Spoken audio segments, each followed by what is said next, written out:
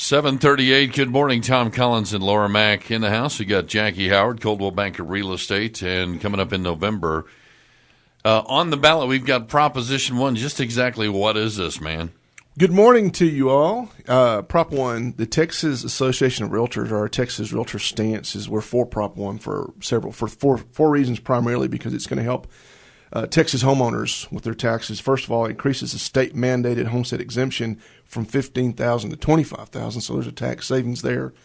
It provides full benefit for higher exemption for seniors and disabled vets, or disabled Texans. And it also prevents local taxing authorities from undoing any of those homestead exemptions that are in place. The number fourth reason is it will eliminate any future assessments for a sales tax proration, a sales tax basically on any closing transfer fees. So what you've got is a lot of states will have 2% transfer fee. They'll have a transfer tax. So sometimes it's split. I think some states split it between the buyer and the seller. Some require the buyer to sell it. And it's required that the buyer come up with that money prior to close. I mean, they've got it proof. So you're looking at a $200,000 house, 2%. $4,000 bill. Yeah, somebody's going to pay the $4,000. Seller's going to make $2,000 less or $4,000 less if it's assessed to them, or the buyer's going to have to come up with $4,000 or $2,000, depending on how it's split, and it's going to have to be paid at closing. And so what this does is it keeps any further legislation from popping up. Every 2 years, there's always a bill written that we need a transfer tax.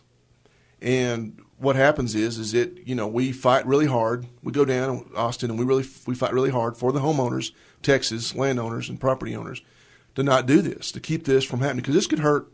With real estate, you've got people you've got not just realtors, you've got buyers and sellers, and you've got homeowners, and you've got everybody that's involved in buying and selling homes.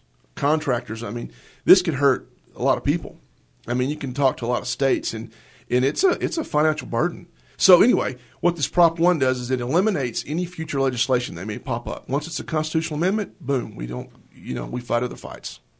Wow. So is this a transfer tax? Is this only in the event of a sale? Correct. Would that also affect transfer of title, let's say, in an estate? That's a good question. I don't have the information to answer that question for you, but you know what? That very well could be. I mean, where would it stop? That's one of those deals where, you sneak something through and you get sucker punched because nobody's thinking about after death. Well, I mean, and it'll start at 1%, then it'll raise to 1.25%. 1.5%, then it's all of a sudden it's 2%, then it may be just transfer title, if you're going to transfer it from a family member or even someone, and it's your business what you sell your home for. It's nobody's business. We're a non-disclosure state, so it doesn't matter what the price is, but this is going to kind of start digging into that.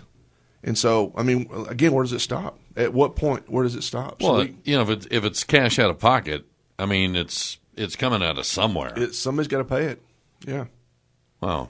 So these 4 points are what we're fighting for Prop 1. We're Texas Realtors are for Prop 1. Let's rewind back to the homestead exemption. Yes. If that does change, is that automatic if you've already filed homestead, or do you have to refile? No, once you filed, you're in. Okay. So I think after the next assessing year, that's when you'll probably get the advantage. So 2016 is probably when it kicks in for the rears of 2016 when the taxes are due. Okay. That's the way I understand it. So I guess that the local governments technically aren't real happy about that because that's cash out of the county pocket, right? It could be, but it's not a tremendous amount. It's what's going to happen is we're going to see a rise in prices. We're going to see a rise in tax assessment on property values. And homeowners, you have to be diligent in fighting. If your home is worth X amount and you feel that it's not worth that much, then you should fight it. But if it is worth that much, then you should pay your taxes as you should. Wow. If the value is there, if you're overtaxed, fight it. If your value is higher, but if it's not, then if it's reasonable, and that's when you should call somebody, a realtor, licensed realtor. We can pull up the information. We can tell you exactly what the market's doing and tell you if your home assessment or your value assessment is higher than what it should be market-wise. All right. Somebody wants to ring you up, Jacky. How do they get a hold of you? You got a number? 790-4708. One more time? 790-4708. All right. Jacky Howard, Coldwell Banker Real Estate. Thanks for joining us this morning. Letting us know about that. Yeah, Thank you. that's important stuff.